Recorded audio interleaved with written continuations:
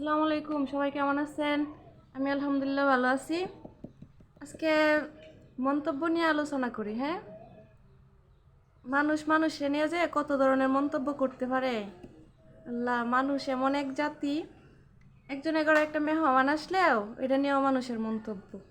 আর এই কত ধরনের মন্তব্য, কত ধরনের কথা। আজকে নিজের আপন মামার সাথেও বাইক দিয়ে যাওয়া যায় না। মানুষের যে কত ধরনের কথা।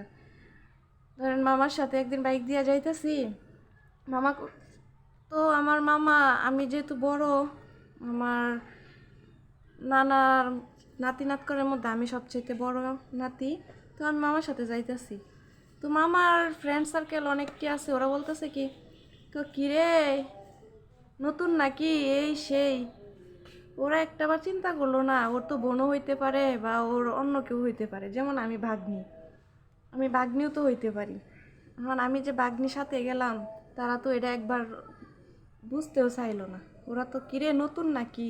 তো মামাও রীতিমতো শরম পাইছে, আমারও কেমন জানি লাগছে। তো মামা বাড়িতে যায় বলতেছে যে আম্মা আর কোনোদিন আমারে ওরে আনতে বলবো না, কোনো জায়গায় নিয়ে যেতে বলবো না, কারণ রাস্তাঘাটে মানুষ অনেক ধরনের কথাবার্তা বলে। তো এই যে ধরেন এইসব কথাবার্তা বলা কি ঠিক? তারপরে তো অনেক গ্রাম অঞ্চলে একটা ঘরে একটা মেয়ে মানুষ আছে। ওই ঘরে একটা ধরেন তাদেরই আত্মীয় স্বজন কেউ আসলো, আসার পরে প্রতিবেশীর তো গান বাজনা শুরু হয়ে গেছে।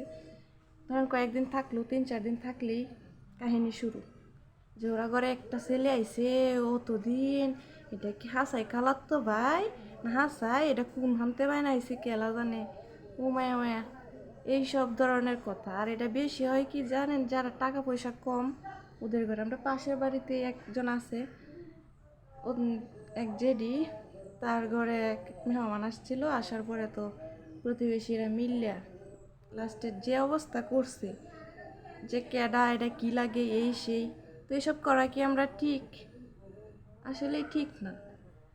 আর মানুষের ভাবনা যে কত খারাপ, মানে এত খারাপ ভাবনা নিলে কি চলে?